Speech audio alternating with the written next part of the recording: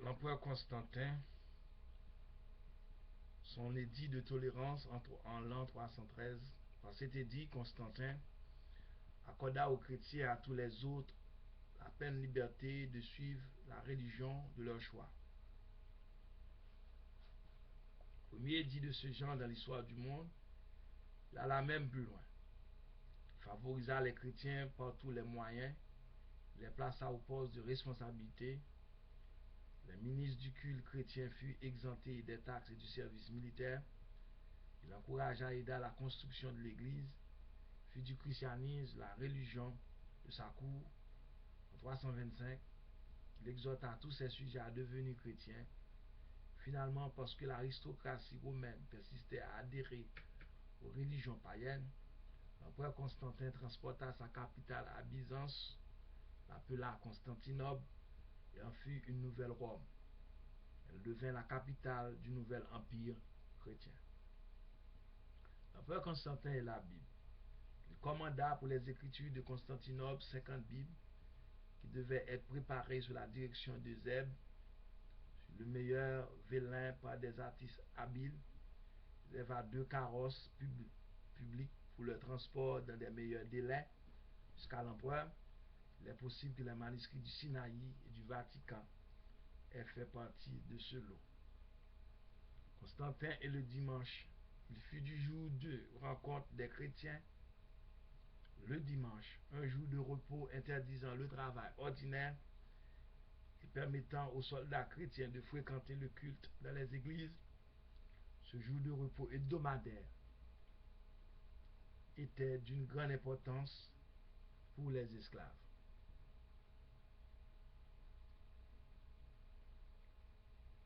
Les maisons de culte. Le premier bâtiment d'église avait été édifié sous le règne d'Alexandre Sévère en 222-235. Après l'édit de Constantin, on commença à en édifier partout. Les réformes sociales, l'esclavage, les combats de gladiateurs, l'assassinat d'enfants non désirés et la crucifixion en tant que mode d'exécution furent abolis avec la christianisation de l'Empire romain.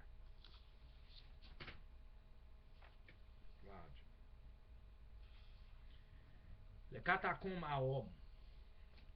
Ce sont des vastes galeries souterraines, généralement larges de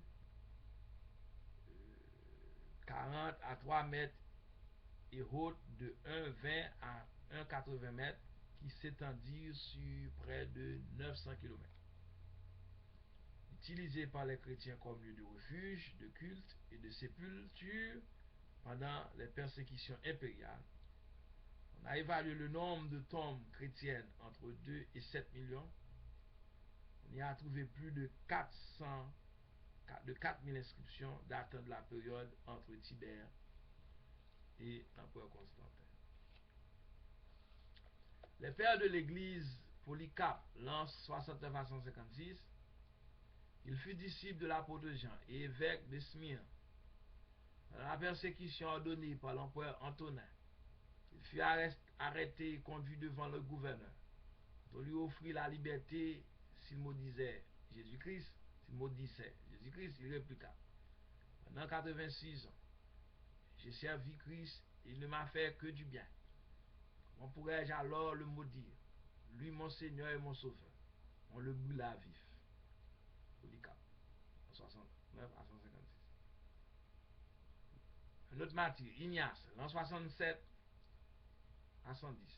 Il fut un disciple de Jean et évêque d'Antioche. L'empereur, travaillant de passage à Antioche, ordonna son arrestation. Il présida lui-même au procès et le condamna à être jeté aux bêtes sauvages à Rome. En route pour Rome, il écrivit une lettre aux chrétiens de Rome, enjoignant de ne pas essayer d'obtenir sa grâce. Il aspirait à l'honneur de mourir pour son Seigneur, ajoutant: puissent les bêtes sauvages se jeter sur moi avidement, si elles n'en ont pas envie, je les obligerai. Venez, horde de bêtes sauvages, venez. Création et mutilation, os brisés, membres déchirés, venez aux cruelles tortures du diable. Seulement laisse-moi atteindre Christ. L'autre martyr, Papias, l'an 70 à 155. Un autre disciple de l'apôtre Jean fut évêque d'Hiérapolis à quelques 160 km à l'est d'Éphèse. Se peut qu'il ait connu Philippe, puisque la tradition dit que ce dernier mourut à Hiérapolis, rédigea un livre, exposition, le discours du Seigneur, dans lequel il dit: c'est fait un devoir de s'enquérir auprès des anciens des paroles exactes du Seigneur. Il souffrit le martyre à Pergame à peu près de la même époque que Polycarpe. Polycarpe, Ignace et Papias forment le maillon reliant l'ère apostolique au siècle à venir. Justin Martyr, l'an 100 à 167, né à Néapolis, l'ancienne Sichem, environ à l'époque de la mort de l'apôtre Jean. Il étudia la philosophie. Pendant sa jeunesse, il eut l'occasion de voir bon nombre de persécutions de chrétiens et finit par se convertir. Par la suite, voyagea en robe de philosophe, cherchant à gagner les hommes à Christ. Il rédigea un traité en défense des chrétiens qu'il adressa à l'empereur. Ce fut l'un des hommes les plus capables de son temps et il mourut martyr à Rome. Parlant de la croissance du christianisme, il disait que déjà en son temps, il n'y a pas une seule race d'hommes où des prières ne soient pas offertes au nom de Jésus-Christ.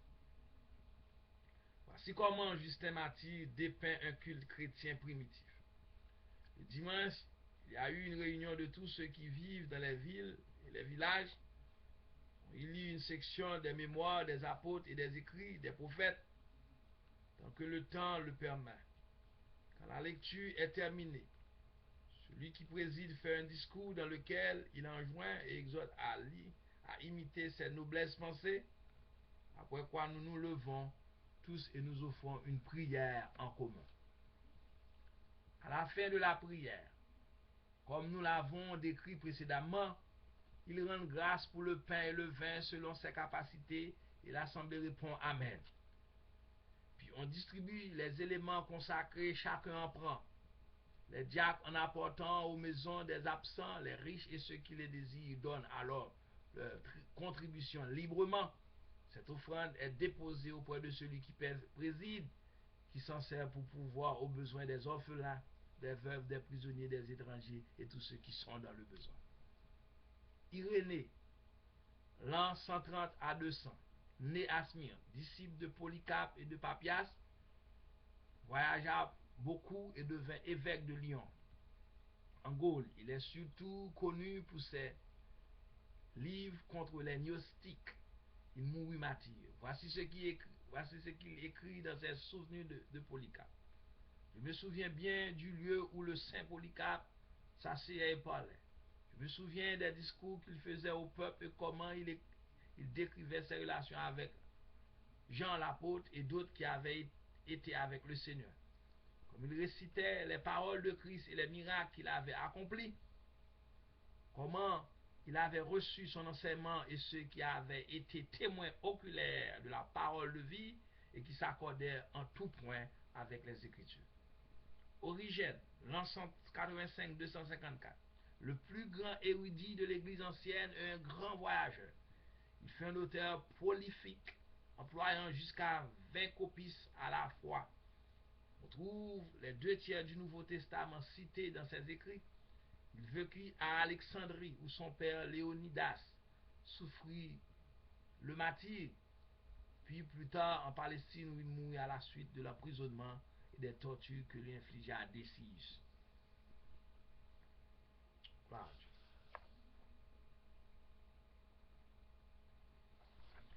Tertullien, 160 à 220, originaire de Carthage, il fut le père du christianisme latin. Juriste romain et païen, après sa conversion, il devint un défenseur remarqué du christianisme. Eusèbe, 264 à 340, père de l'histoire de l'Église, évêque de Césarée au moment de la conversion de l'empereur Constantin. Il eut une grande influence sur ce dernier. Il est l'auteur d'une histoire ecclésiastique de Christ au concile de Nicée. Jean Chrysostome, l'an 345 à 407, surnommé Bouche d'or, parce qu'il était un orateur hors du commun. Sans doute le plus grand prédicateur exégète de son époque, il naquit à Antioche et devint patriarche de Constantinople. Il prêchait à de grandes foules dans l'église de Sainte-Sophie. Le formateur, il attira sur lui le déplaisir de l'empereur, fut exilé et mourut en exil.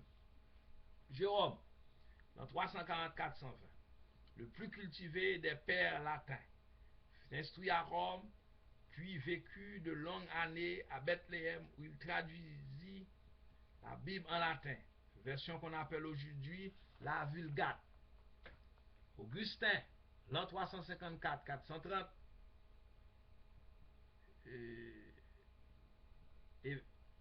évêque d'Hippo en Afrique du Nord, il fut le grand théologien de l'église primitive. Plus qu'aucun autre, il contribua à former les doctrines de l'église du Moyen-Âge. Les premiers infidèles, Cels 180, fut le plus célèbre des premiers adversaires littéraires du christianisme. Il n'y a pas eu d'argument avancé depuis qu'on ne puisse déjà trouver dans ses écrits.